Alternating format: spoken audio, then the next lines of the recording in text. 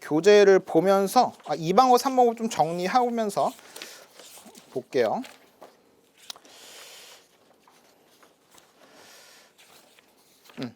우리 그 페이지부터 쭉 한번 같이 한번 볼게요.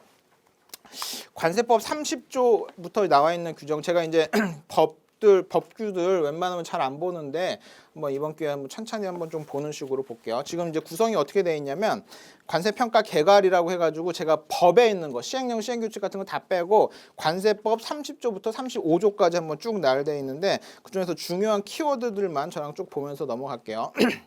자, 첫 번째, 수입 물품의 과세 가격은, 그러니까 우리가 구하려고 하는 주체는 수입 물품의 과세 가격인 거고, 그거는 우리나라에 수출하기 위해서 판매되는 물품이라는 말이 키워드입니다. 우리나라에 수출하기 위해서 판매되는 물품, 수출하기 위해서 판매가 된다. 그러니까 우리 이제 세일즈라는 개념에 대해서 좀 말씀을 드릴 텐데, 판매가 일단 일어나야 돼요. 거래가 일어난 가격을 가지고. 그래서 구매자가 실제로 지급하였거나 지급하여야 할 가격, 제가 아까 PAPP, Price Actually Paid or Payable이라고 했었던 PAPP가 되는 거고, 다음 각 호의 금액을 더하여 조정한 가격, 거래 가격으로 한다. 더하여 조정한 거래 가격이라는 말. 아까 거래 가격 제가 Transaction Value라는 표현 썼었죠. 그래서 PAPP에다가 몇 가지 가산 요소들을 조정한 것이 트랜잭션 밸류고 그게 과세 가격 커스텀스 밸류가 되겠구나라고 생각하는 거죠. 그리고 가산 요소는 뭐 아시겠지만 6가지가 있습니다. 그래서 오늘은 좀 간단하게 6가지가 있구나 하고 좀 넘어갈 거고, 그 다음에는 이제 이제 조금 더 세부적으로 구매자가 실제로 지급하였거나 지급하여야 할 가격이란 하고서 이제 정의가 좀 나와 있고, 그 안에 거기서는 뭐 구매자가 지급하여야 할 총 금액을 말하고 그 외에도 간접적인 지급, 예를 들면 상계나 변제와 같은 간접적인 금액을 포함한다라고 되어 있습니다.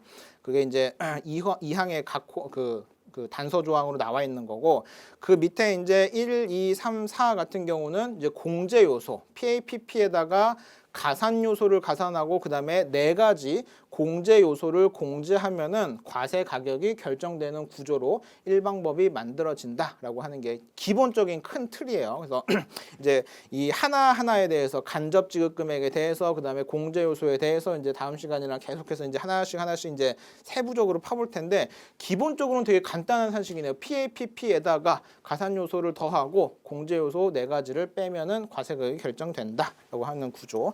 그다음에 거래 가격을 배제하는 경우, 그러니까 거래 가격, 아까 기본적으로는 거래 가격 가지고 과세 가격 만든다고 했는데 그 거래 가격이 어떤 경우에 총 4가지를 그 3조에서 규정을 하고 있어요. 4가지에 해당하는 경우에는 거래 가격을 배제하고 거래 가격을 기초로 해서 일방법을 과세 가격으로 생각하지 않는다라고 하는 게 그 4가지 3조에 있는 내용이고, 4조는 이제 합리적인 의심, 세관장의 합리적인 의심이라고 하는 것은 제가 아까 말씀드렸듯이 세관장은 기본적으로 납세자가 낮은 가격으로 과세 가격을 신고하지 않았을까에 대해서 이제 의심을 한다고 했으니까 이제 어떤 그러한 사유들이 있을 때는 세관장이 합리적인 의심을 할 것이고, 5조에는 이제 그렇게 요청을 하면은 납세자는, 그러니까 세관장이 국가 권력을 가지고 합리적인 의심을 했을 때는 납세자가 그에 대해서 성실하게 답변을 할 의무가 있는데, 그 밑에 보시면 사항에 따라 요구받은 자료를 제출하지 않거나 아니면 제출한 자료가 일반적으로 인정된 회계 원칙에 부합하지 않았을 때는 뭐 그 외에도 이제 인정하기 곤란한 사유가 있다라고 했을 때는 거래 가격을 과세 가격으로 인정하지 않겠다라고 하는 것이 일방법의 전체적인 흐름입니다. 그래서 쭉 보시면 이제 우리 거래 가격이라고 했으니까 적어도 이제 우리가 한국에서 거래되는 거라고 하면은 뭐 이제 뭐 크게 뭐 그냥 거래된 가격, 예를 들면 부가가치세 세금 계산서를 끄는 가격 뭐 이렇게 정의를 해버리면 될 텐데, 우리 이제 무역 거래에서는 우리 정형 거래 조건, 인코텀즈 뭐 이런 것들이 있잖아요. 그래서 어떤 경우에는 운임을 포함해서 거래하는 경우도 있고 어떤 경우에는 운임을 포함하지 않고 거래하는 경우도 있고 뭐 이럴 텐데, 예를 들면 납세자들이 이런 규정이 없으면 사오면 다 엑스웍스 가격으로 사오려고 할 것 같아요. 그냥 운송 비용 다 빼고 그죠? 그러면 거래 가격이 낮아지니까 관세를 적게 낼 요인이 있겠죠. 그래서 그런데 그러다 보면 이제 워낙 뭐 불공평한 것들이 많이 생길 테니까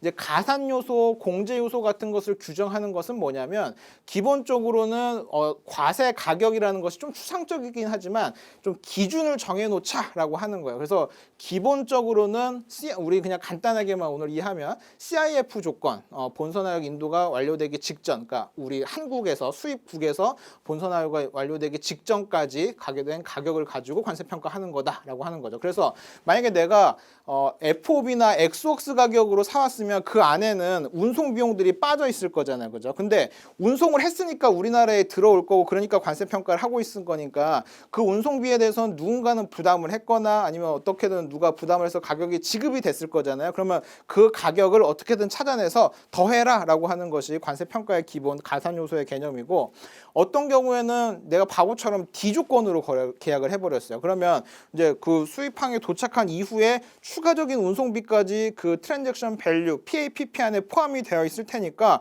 나는 과세 표준을 너무 많이 잡았습니다. 좀 더 줄이고 싶습니다라고 해서 수입항 이후에 발생된 운임에 대해서 나는 공제를 해버리고 싶습니다라고 하는 게 공제 요소의 개념, 이제 이런 개념들이죠. 그래서 조금 더 구체적인 내용들이 있긴 한데 기본적으로 가산 요소와 공제 요소는 우리가 이제 개념을 그 추상적인 개념을 잡기 위해서 설정해 놓은 가격이고 그다음에 이제 간접 지급에 대해서도 그냥 이미지만 한번 잡아보면 내가 이제 아까 PAPP라는 표현을 썼는데 내가 actually paid 한 거에 대해서는 당연히 구매자가 지급한 가격이니까 과세를 내야 된다라고 하는 건 있는데 내가 나중에 지급하거나 다른 형태로 지급하거나 제3자한테 지급하거나 상계 방식으로 지급하지 않거나 하는 비용들이라 하더라도 내가 수입물품을 구매하면서 발생한 채무이기 때문에 수입물품의 과세 가격에 포함시켜야 된다. 과세 가격으로 포함시켜서 과세 가격을 산출해야 된다라고 하는 것이 어떤 간접 지급의 개념인 거죠. 그래서 그렇게 보시면 되고